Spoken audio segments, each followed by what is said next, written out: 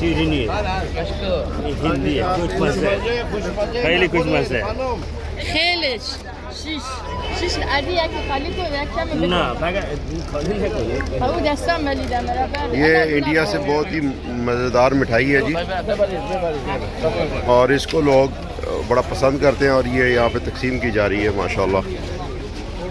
क्या नहीं, ये इंदौर की कपड़ा पाक है, इंदौर का स्पेशल। ये माशाल्लाह। अपने लेके आए वहाँ से इंदौर से यहाँ बंटवाने के लिए न्याज हुसैन है, इंदौर वाले इंदौर से आए हुए हैं। अच्छा। ये अपने भाई है, इन लोग लेके आए हैं। थोड़ा सा क्लीन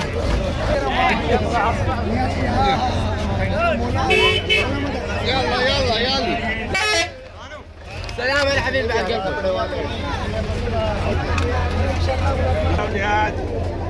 بعد जी चलो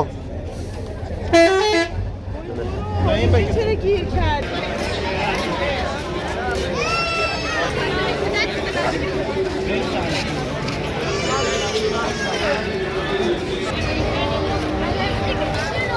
ये जी पोल नंबर 327 पे इंडियन ने कैंप लगाया था। बहुत अच्छा कैंप है, यहाँ पे बहुत ज़्यादा सहूलियात में असर हैं, मेडिकल की भी है और खुराक भी पाकिस्तानी इंडियन यहाँ मिल रही है और मिठाइयाँ भी इंडियन तकसीम हो रही हैं।